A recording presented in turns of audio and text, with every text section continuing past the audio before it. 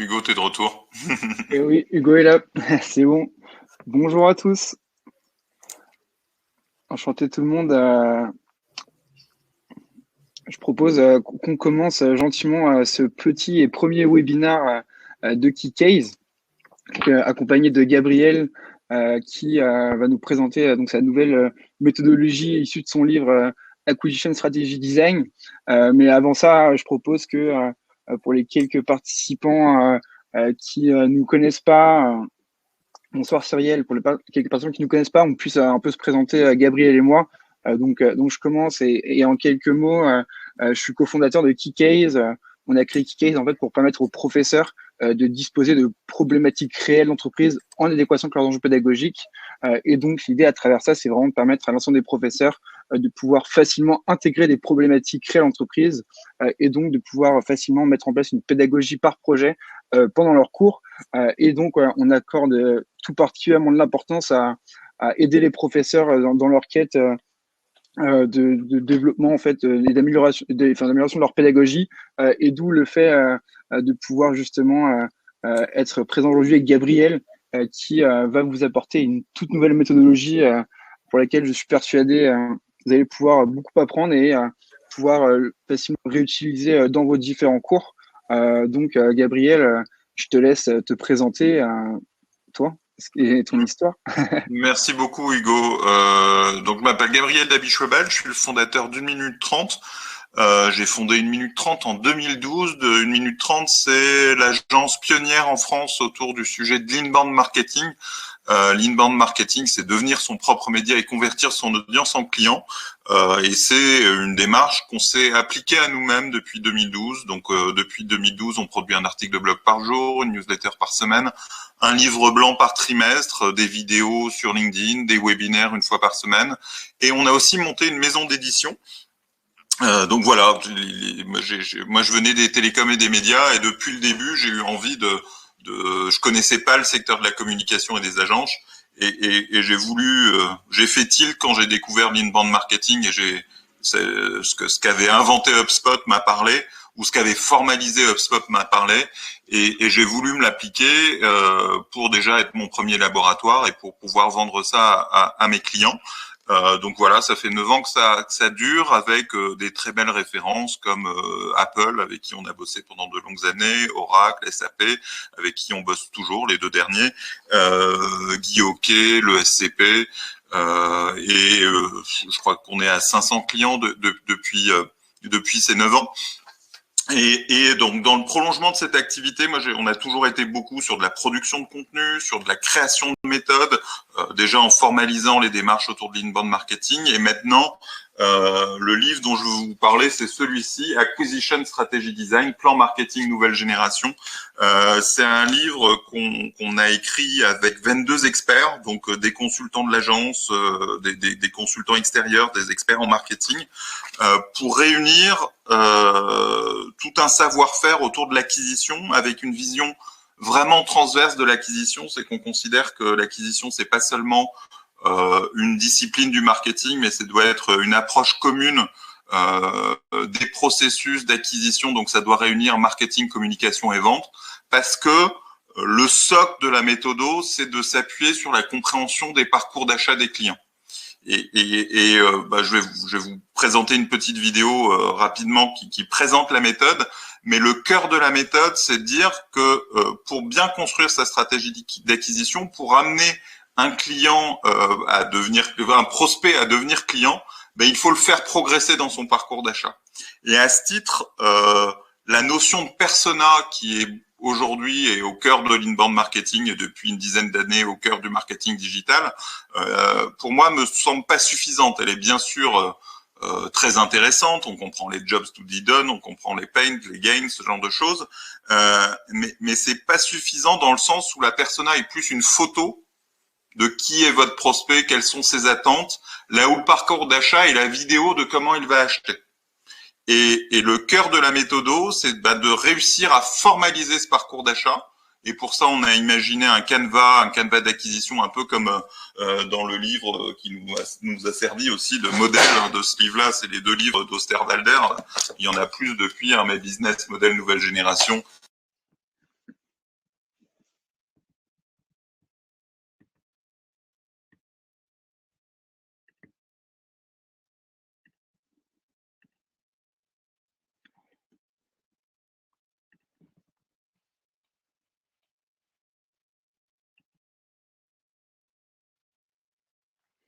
Ah, je crois qu'on a perdu Gabriel.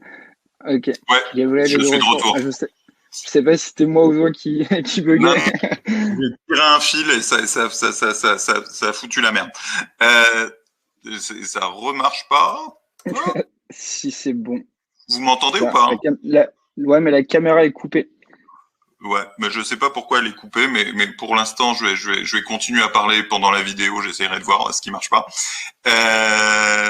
Donc ouais, je vous disais, je suis perturbé quand même par cette caméra On, coupée. on- on était aux livres qui t'ont servi de modèle Ouais, donc pour on s'est construire la beaucoup solution. appuyé sur les livres d'Alexandre der Osterbelder et à ce titre-là, on a voulu un livre très visuel et une méthodo qui s'appuie sur le design thinking, donc avec un canevas. Et je vais vous présenter la méthodo en vidéo. Et puis ça me permettra de voir qu'est-ce qui bug de mon côté sur ma caméra. À tout de suite, je lance la vidéo. Il faut couper le son pendant la vidéo parce que sinon ça fait des drôles d'effets. À tout de suite. On lance la vidéo et n'hésitez pas si vous avez des petites questions. Parce qu'il n'existait pas de méthode simple et structurée pour construire son plan marketing, et encore moins pour coordonner l'ensemble de sa stratégie d'acquisition en incluant aussi les ventes et la communication, nous avons inventé l'acquisition stratégie design.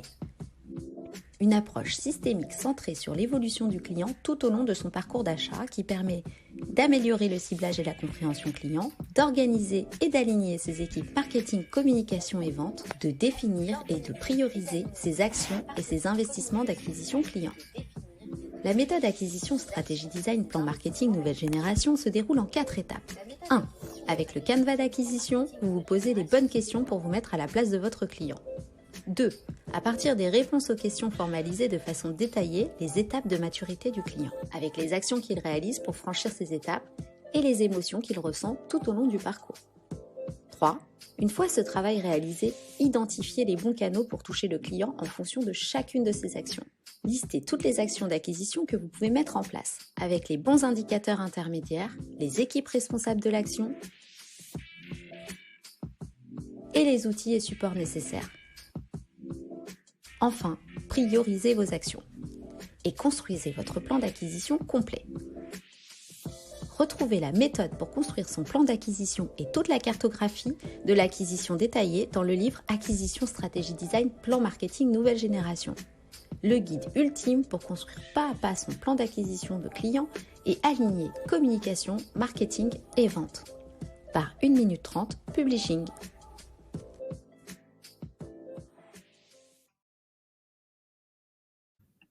Bon, j'ai désactivé la caméra externe. L'image doit être un peu moins bonne, mais ça a l'air de marcher cette fois-ci. En tout cas, on te voit très bien. Écoute, moi, j'ai une petite question pour toi avant que tu commences justement à développer un peu peut-être les méthodes que tu avais, enfin, qui sont évoquées. Si en fait, si tu devais donner une définition simple de l'acquisition, laquelle serait-elle? Parce qu'en fait, tu parles du coup là-dedans du fait aussi d'inclure les équipes de vente dans le parcours. Et en général, on pourrait justement assimiler à ce que les équipes de vente viennent après l'acquisition. Et toi, du coup, si tu pouvais donner une définition simple, laquelle serait-elle? Bah, pour moi, l'acquisition, ça consiste vraiment, c'est tout le processus qui consiste à faire venir un client, à transformer un prospect en client. Donc, ça commence dans le fait de commencer à percevoir son besoin, jusqu'au moment de s'informer sur ce besoin-là, de le rationaliser, de décider d'investir, de chercher des solutions. Donc, on adresse en fait tout le processus de décision du client, de l'origine du besoin, du problème, jusqu'à la solution. Donc, c'est couvrir tout ça. Et effectivement, notre définition est plus large que la définition de l'acquisition digitale qui consiste à générer un lead et à faire remplir un formulaire. On s'inscrit dans une démarche quand même plus globale, plus 360. Plus global. Et de fait, qui intègre vraiment la communication, parce que la communication est trop souvent va aider les personnes à découvrir leurs propres problèmes, à y trouver des besoins. Et puis, ça va intégrer le marketing qui va justement faire du digital, mais aussi mettre en place des dispositifs d'email marketing, etc. Et puis les vendre quand on est en B2B et que la vente doit se finaliser avec des commerciaux. Mais c'est pas systématique. Donc c'est l'ensemble de ces trois métiers qu'on va présenter un peu plus loin dans la cartographie de l'acquisition, qu'on essaye de décrire sur cette notion d'acquisition. Et pour moi, ma conviction là-dessus, c'est que dans les entreprises, tout ça est beaucoup trop siloté, que les gens sont réunis autour de leurs études, ils ont fait soit de la com, soit du marketing, soit des ventes, et puis parfois ils ont fait que du SEO ou que du machin, que du bidule, alors qu'au final, on doit accompagner un client dans un ensemble de processus, et plutôt que de siloter tout ça, il faut réunir toutes ces compétences dans une seule équipe et travailler vraiment ce process. Et l'une des convictions fortes derrière le bouquin, c'est aussi cette réflexion sur l'organisation des entreprises, de désiloter marketing, communication et vente, de réunir des équipes autour du processus d'acquisition et non plus autour des métiers en tant que tels. N'hésitez pas dans la salle aussi à poser des questions. Moi, je suis tout à fait ouvert, effectivement, à interrompre ce que j'ai à dire au fur et à mesure des questions, de tes questions, Hugo, mais aussi des questions du public. C'est avec grand plaisir. Qu'est-ce que je voulais dire encore sur la méthode, là où on considère que c'est une invention, on l'a dit au début, c'est que jusqu'à présent, pour construire un plan marketing, et j'ai fait pas mal d'articles de blog en français et en anglais, il n'y avait pas de vraie méthode structurée. Et c'est un peu prétentieux que de dire ça, mais quand on regarde les articles de blog sur le sujet de construire le plan marketing, on va te dire qu'il faut faire un audit de ce que tu fais déjà, faire un benchmark de ce que font les concurrents, faire un brainstorming pour avoir des nouvelles idées et derrière prioriser. Mais il n'y a pas un cadre structuré sur ce brainstorming. Il n'y a pas une vraie réflexion alors il peut avoir, selon les métiers, en plus des études de marché, bien sûr, des enquêtes clients, du quali, du quanti, etc. Mais moi, ce que je trouve très structurant dans notre approche, même si plein de gens le faisaient déjà de façon intuitive ou de façon non formalisée, c'est vraiment en posant ce processus d'achat, de l'origine du problème jusqu'à l'achat en tant que tel, et en clarifiant les grandes étapes de maturité, en clarifiant les actions du client, en clarifiant les questions qu'il se pose tout au long de ce parcours, mais on a capacité de dire que telle action va contribuer ou non, et quand elle va contribuer à l'acquisition. Et donc, on va pouvoir créer une mécanique qui est beaucoup plus proche des attentes du client que si on fait ça de façon déstructurée sans pouvoir caler ce que tu fais en regard de ce que fait le client. Et ça permet de fait très souvent, et nous on anime cette méthode et on vend à nos clients des ateliers pour justement travailler de façon collective autour du Canva, compléter le Canva, définir ensemble le processus, le parcours d'achat du client et chercher des solutions. Donc c'est collaboratif, ça s'appuie sur du design thinking et ça fonctionne très bien. Et puis tout le monde s'exprime, donc c'est super intéressant. Et très souvent, on se rend compte que plusieurs choses, on se rend compte qu'il y a des trous dans la raquette et que des étapes du parcours d'achat sont oubliées. On peut être très bon en com, mais derrière, le tunnel est pas très bon et on perd plein de data pour les amener aux vendeurs, par exemple. Enfin, on va être capable de détecter où il y a des trous dans la raquette. On va être capable aussi, ce qui est super intéressant, de mieux affiner ses cibles, parce que en allant au fur et à mesure dans le parcours, on est en capacité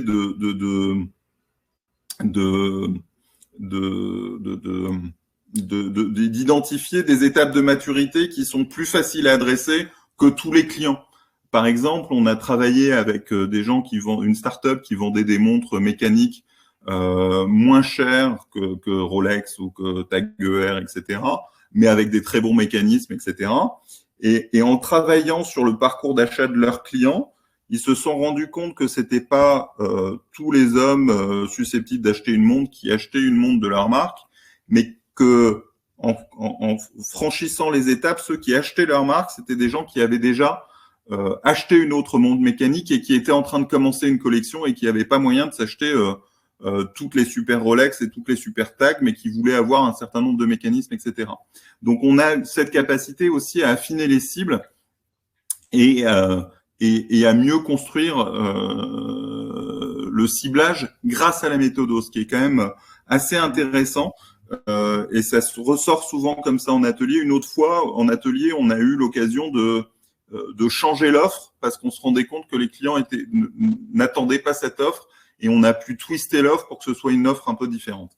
Jérémy, qui a préparé l'atelier avec moi, me suggère de présenter le canevas d'acquisition, ce qui est une très bonne idée. Il n'y a pas l'ensemble du truc, mais le canevas, ça sera très bien. Je partage ça. Ça nous permettra de voir un peu les questions et de voir comment c'est fait. Donc oui, comme je vous l'ai dit, on s'est beaucoup inspiré d'Alexander Osterwalder. On l'a même cité là et cité dans le bouquin.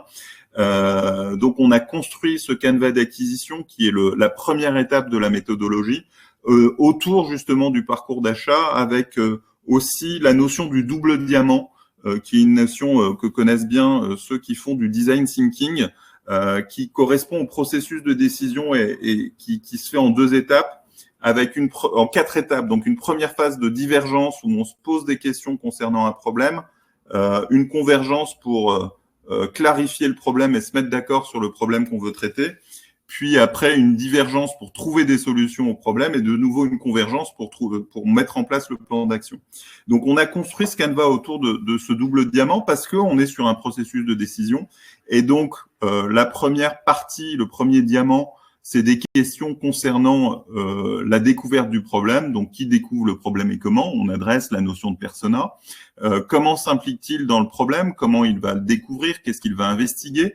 On retrouve aussi les étapes de sensibilisation, d'investigation, qui sont des étapes classiques du parcours d'achat, mais on va aller chercher dans quelle mesure elles sont spécifiques à ce parcours d'achat-là et qu'elles sont pas génériques parce que dans l'inbound marketing, on a le top, middle, bottom of the funnel avec la notion de sensibilisation, investigation, validation. Mais ça, c'est très générique. Sur certains marchés, il n'y a plus besoin de sensibiliser, entre autres parce que le marché est hyper mature. Il n'y a pas de sensibilisation à faire. Et pourtant, si on applique bêtement l'inbound marketing, on va faire des livres blancs de qu'est-ce qu'un CRM. Mais non, tous les clients savent ce que c'est qu'un CRM. On est sur un marché mature de renouvellement, donc c'est plus des livres blancs sur qu'est-ce qu'un CRM, mais il faut aller chercher pourquoi mon CRM est meilleur que les autres et être beaucoup plus dans le fight conflictuel et plus du tout dans la maturation. Les gens savent qu'ils ont besoin d'un CRM. Donc le premier diamant concerne ça. On a des questions sur les mots-clés génériques aussi. Ça permet aussi derrière après d'aider à construire ces cocons sémantiques. Sur la temporalité du processus de décision d'investir. Et puis on passe sur le deuxième diamant dans lequel on va s'intéresser à la recherche de solutions, les solutions alternatives, les critères de décision, le processus de prise de décision pour pouvoir intervenir à chaque étape. Donc on a fait un outil facile, pratique, qui peut être donc on peut s'approprier en atelier, faire le tour des questions. Ça met grosso modo, on va dire la première partie de la méthode avec les 2 premières étapes mettent une demi-journée et la deuxième partie met aussi une demi-journée. Je vais avancer un peu dans mes slides.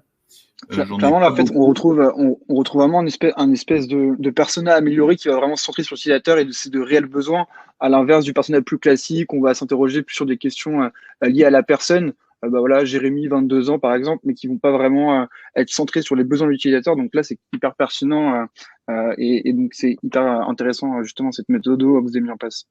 Ouais, tout à fait. Il y a ce côté vraiment, la différence pour moi, c'est celle entre la photo et la vidéo. Exactement.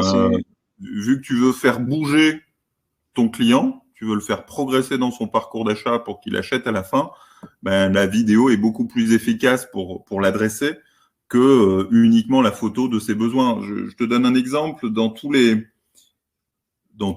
parcours d'achat ou dans toutes les personas, on va très souvent retrouver le patron d'une boîte, surtout quand c'est une PME, TPE.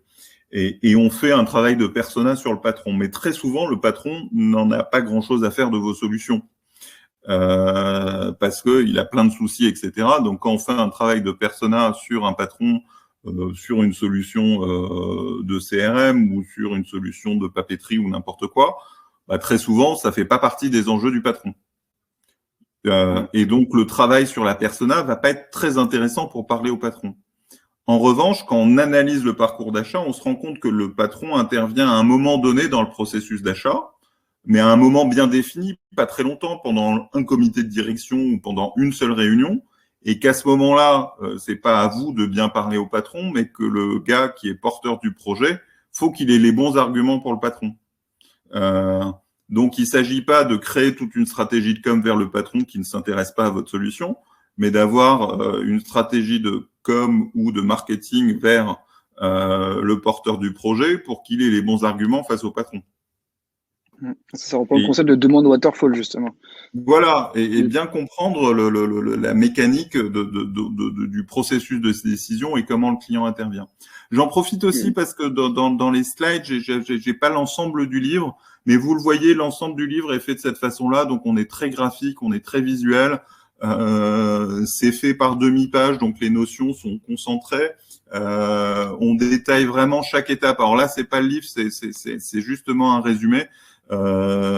Si jamais Jérémy a le temps de mettre l'ensemble du livre, je serai preneur. Mais voilà, on prend vraiment le temps d'être didactique, de faire en sorte que ce soit une vraie Bible, de mettre. Il y a un index à la fin qui fait quasiment une demi-douzaine de pages pour retrouver tous les concepts qu'on aborde, donc pour qu'il soit facile à consulter, à feuilleter.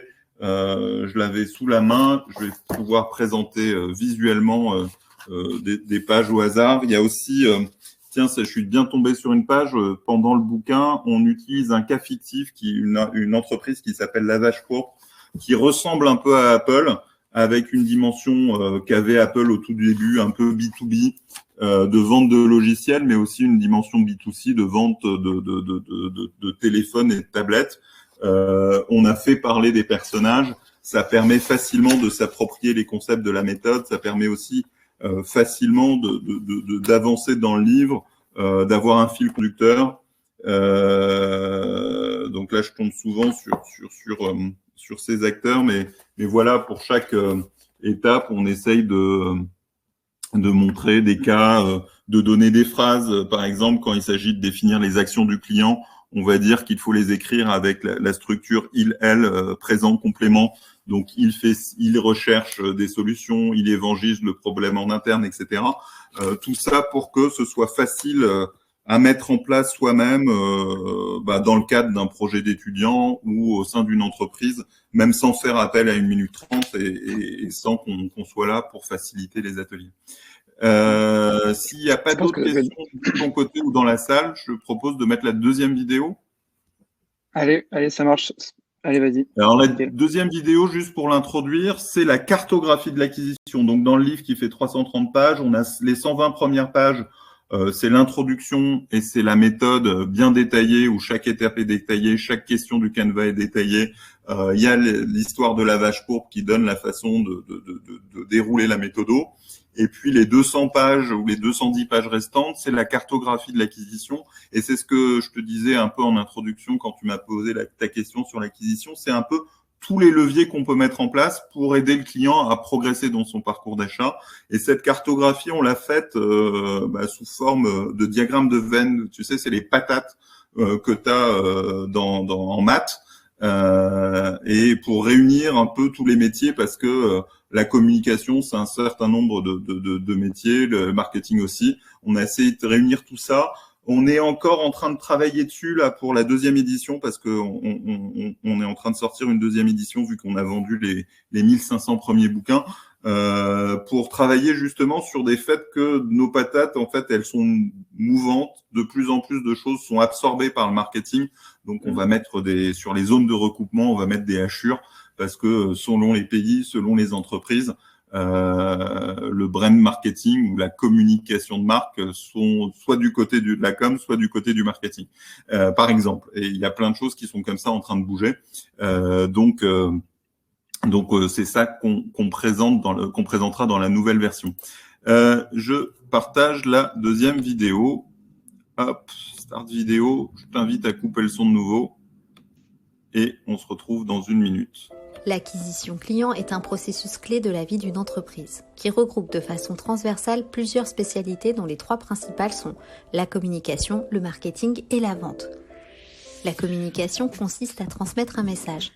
La communication financière, institutionnelle et interne ne font pas partie de l'acquisition, à contrario de la communication commerciale dédiée à la vente.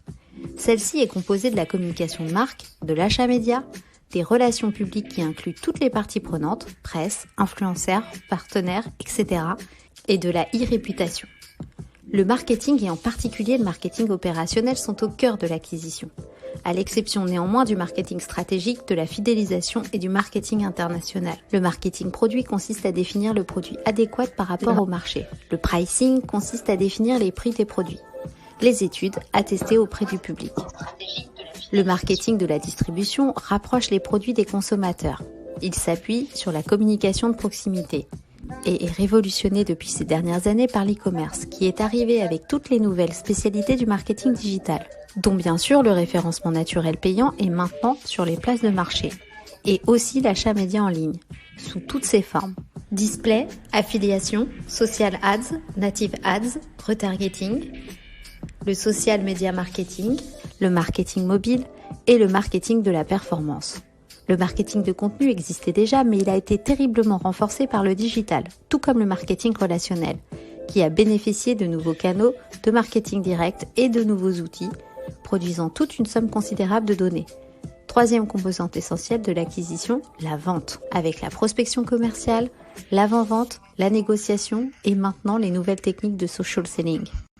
Elle n'inclut pas dans l'acquisition la gestion de compte qui se passe après l'acte d'achat, et donc une fois que l'acquisition client est achevée. Retrouvez toute la cartographie de l'acquisition détaillée et la méthode pour construire son plan d'acquisition dans le livre Acquisition, stratégie, design, plan marketing nouvelle génération. Le guide ultime pour construire pas à pas son plan d'acquisition de clients et aligner communication, marketing et vente, par 1 minute 30 publishing.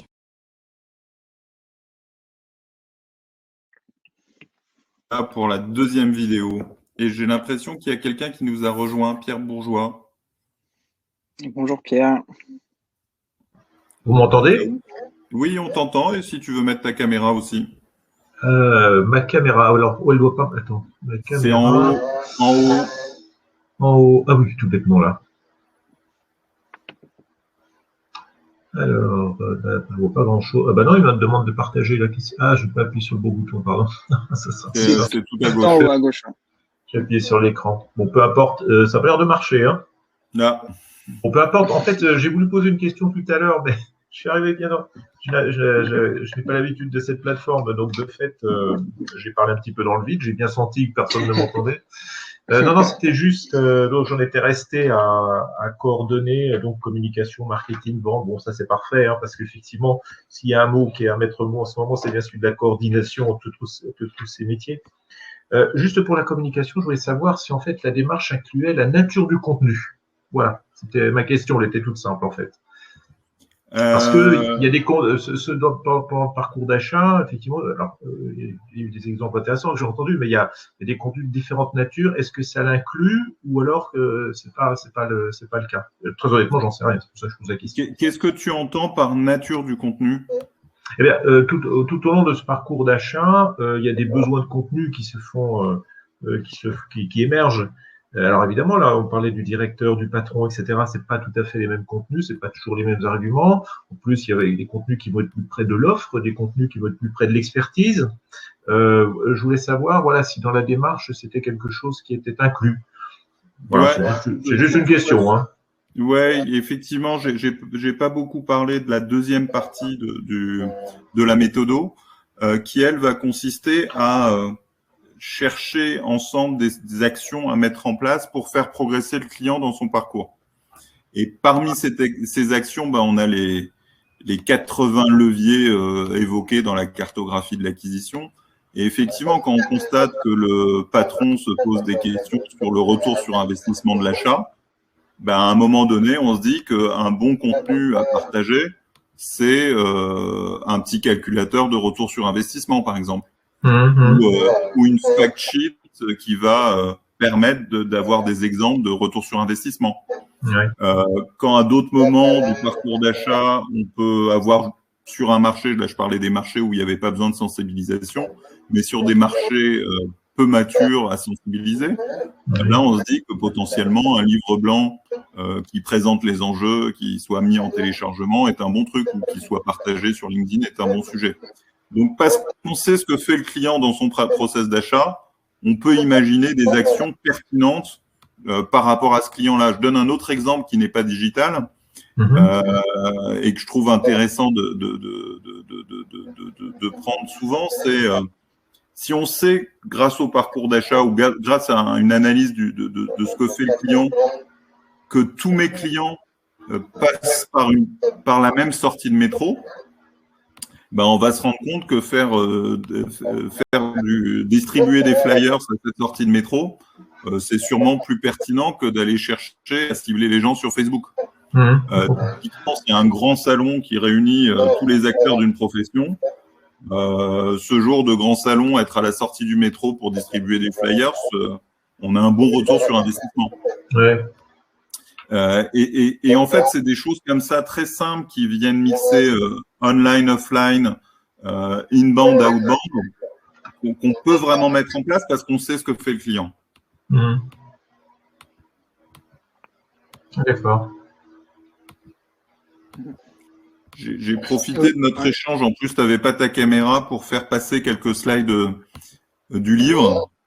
Et j'espère arriver, mais je suis obligé de cliquer une fois par une fois, arriver justement au marketing de contenu, parce que typiquement, chacune des spécialités, on vient consacrer quelques doubles pages sur la spécialité, expliquer comment elle marche, à quel moment du parcours d'achat elle intervient de façon générique.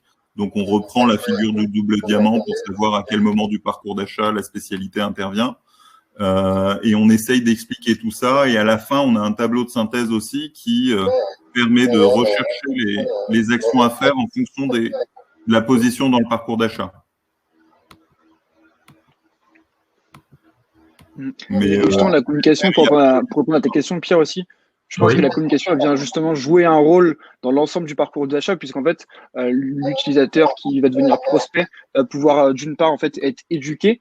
Une fois qu'il a été éduqué, après, il va vraiment pouvoir, on va pouvoir en fait le former à l'ensemble par exemple, dans la logique d'un SaaS ou quoi, le former en fait à l'ensemble des thématiques qui l'intéressent. Donc, il va en fait développer une sorte de reconnaissance qui va permettre en fait de attirer un attachement vers la marque et donc permettre en fait d'augmenter le taux de conversion et en fait, in fine, réduire le cycle de vente. Et par rapport à ça, justement, on dit souvent qu'en général, pour qu'un client signe chez nous, il faut qu'il y ait au moins 7 points d'interaction différents. Et donc, la communication va jouer un rôle important justement dans l'ensemble de ces leviers. D'accord.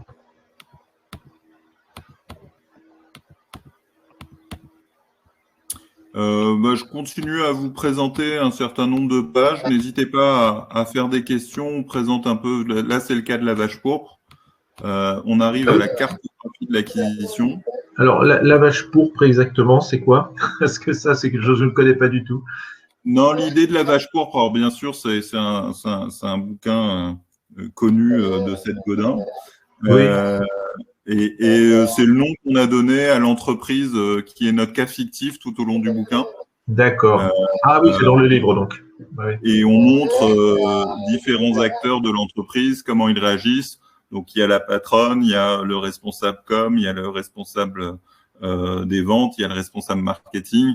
Et tous les quatre travaillent ensemble, se posent des questions, appliquent la méthode. Et c'est une façon de faire en sorte que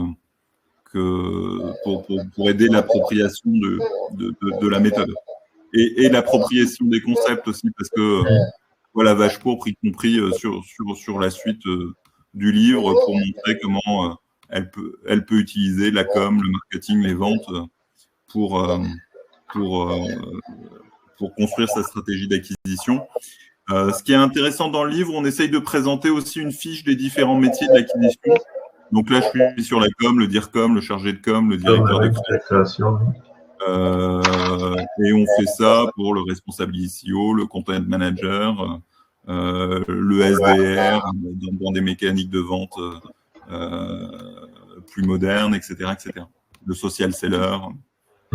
Et à chaque fois aussi, on présente des leviers d'acquisition précis, comme rédiger des communiqués de presse, créer des événements, etc., qui sont les actions que peuvent mettre en place une équipe communication. Et on les resitue autour du diamant. Donc, on a essayé vraiment d'être très pédagogique et didactique. Et justement, je me disais dans cette optique-là, est-ce que je pense que ça pourrait être pertinent de présenter en fait l'ensemble des différentes étapes qui en fait vont permettre de construire la stratégie globale et en fait arriver finalement à créer en fait l'ensemble des 4 étapes. Je pense que ça peut être intéressant justement de centrer sur comment concrètement en fait on met en place chacune des différentes étapes. Donc on a pu voir dans un premier temps l'ensemble des parties, enfin des différents métiers, donc de communication, marketing et vente. Est-ce que justement une fois qu'on a réussi à identifier d'une part les besoins et attentes d'utilisateurs et d'autre part en fait l'ensemble des mécanismes, comment est-ce qu'on va arriver à la première étape qui est typiquement centrer le parcours créer le parcours du client, et donc faire un petit résumé justement de chacune des différentes étapes, comment l'intégrer et comment prendre en main en fait l'outil, typiquement pour la première étape qui est le parcours d'achat. Est-ce qu'il y a des bonnes pratiques que tu as pu identifier? La première étape, je te remets la fiche résumée. La première étape, c'est le Canva. Donc, on va se poser en groupe toutes les bonnes questions. Ça va faire émerger de l'intelligence collective. Ça va permettre de se poser des questions souvent que les gens s'étaient pas posées ou qu'un acteur de l'entreprise connaissait mais pas les autres. Typiquement, là, j'ai animé un atelier récemment où les équipes marketing avaient peu parlé avec les équipes vente. Donc, c'était beaucoup le directeur commercial qui donnait les remontées d'input sur comment le client achetait et quelles étapes il franchissait, ce qui a permis de formaliser le parcours d'achat. Et ça, la formalisation du parcours d'achat, c'est l'étape 2. Et on formalise quoi? On formalise les étapes de maturité, on formalise les actions du client et les émotions du client. Et à partir de cette formation, dans l'étape 3, on va regarder qu'est-ce qu'on a déjà mis en place qui aide le client dans le parcours d'achat. Et on va voir là où on est bon, là où on n'est pas bon, et là où les clients progressent et il y a de la conversion. Donc, c'est la matrice que tu vois autour de l'étape 3 qu'on va compléter avec des petits post-it pour aussi rajouter des nouvelles actions. Et on rejoint un peu la méthode que j'évoquais un peu dans les blogs, à savoir qu'il y a une dimension brainstorming, qu'il y a une dimension audit, benchmark, étude de marché, toujours. Sauf qu'on vient structurer tout ça dans notre matrice qui reflète notre compréhension du parcours d'achat. Et ça permet de classifier les choses et ça permet aussi, ce qui est hyper important, quand on fait la 4e étape de priorisation, de bien s'assurer qu'on priorise d'abord la fin du parcours. Parce que ça sert à rien de créer vachement d'awareness et d'avoir plein de prospects si à la fin, le commercial ou le tunnel de vente ne fonctionne pas. Ça risque de coûter cher de faire de la pub télé pour un produit qui se vend pas. Justement, dans cette optique-là, il y a Brigitte. Et que le tunnel soit bon.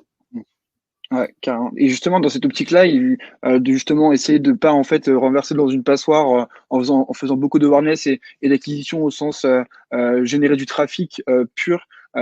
Justement, Brigitte pose la question de la fidélisation au sein du parcours. Est-ce que c'est quelque chose que tu prends en compte et que tu considères comme importante justement tout au long du parcours, ou justement ça va être quelque chose qui va venir qui va pas forcément venir s'intégrer dans cette méthodologie, et à travers ça, au-delà de la fidélisation, la question aussi du bouche à oreille, est-ce que c'est des leviers qui viennent s'intégrer dans cette méthode d'eau? Ouais, bien sûr. Alors, bien sûr que le bouche à oreille participe à l'acquisition et que tu peux stimuler le bouche à oreille à travers des mécaniques de fidélisation, d'ambassadeurs, etc. En revanche, dans ce livre, on s'intéresse qu'à l'acquisition. Okay. Et donc, l'acquisition pour nous, c'est ce qu'on disait, c'est les nouveaux clients. On est en train d'écrire un autre livre, donc ça fait la transition et pas loin de la conclusion, qui s'appelle Customer Experience Redesign et qui est un peu, qui marche un peu de la même façon et qui va sortir en octobre sur l'expérience client et les enjeux de la fidélisation. Avec je vous dévoile un peu en primeur la nouveauté de ce livre, c'est qu'on a aussi une mécanique de Canva c'est qu'on a aussi cette vision des étapes du parcours d'achat, des moments de vérité. Ça, c'est des choses d'ailleurs du parcours client cette fois-ci et non plus du parcours d'achat, du parcours d'usage. On a aussi des moments de vérité et là, on a moins inventé les choses autour de ce parcours client qui a déjà été mis en place par beaucoup d'acteurs. Mais notre canevas là, ce qui est assez nouveau et structurant, c'est que sur la question de la fidélisation, nous ce qu'on dit, c'est qu'il ne faut pas fidéliser tous ses clients. C'est que avant de réfléchir en fidélisation, il faut d'abord identifier qui sont les clients qu'on veut fidéliser, qui sont les bons clients, qui sont ceux qu'on veut attirer. Et le canevas qu'on a créé pour le livre Customer Experience Redesign est un canevas qui permet de bien comprendre un peu de la même mécanique en design thinking de façon collaborative et collective, qui sont ces bons clients qu'on veut fidéliser avant d'appliquer une méthode de quels sont les moments clés, les moments de vérité dans ce parcours, comment on peut enlever les irritants, comment on peut créer de l'enchantement autour de ce parcours. Et je trouve que cette question, on se la pose souvent pas assez parce que on a toutes ces mantras de le client est roi, fidéliser coûte moins cher qu'acquérir. C'est pas toujours vrai. Et c'est ça qu'on essaye d'adresser dans la méthode Customer Experience Redesign.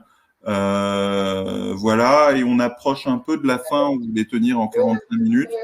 On a ce nouveau livre, Customer Experience Redesign, qui sort en octobre. On a en juin un livre qui va sortir de méthodo autour du marketing RH. Donc, j'ai pas compris. Du marketing RH. Ah, pardon, voilà. Ok. Donc, c'est 3 méthodes qu'on applique du marketing pour les RH, donc pour créer une marque employeur, pour définir sa stratégie de recrutement. Ça va être un équivalent de cette méthode Acquisition Strategy Design appliquée au recrutement, et un autre sur l'expérience collaborateur qui va aussi ressembler à Customer Experience Redesign. Jérémy, tu as mis les trucs en private sur le marketing RH et sur Customer Experience Redesign. Si tu peux les mettre en public, c'est mieux.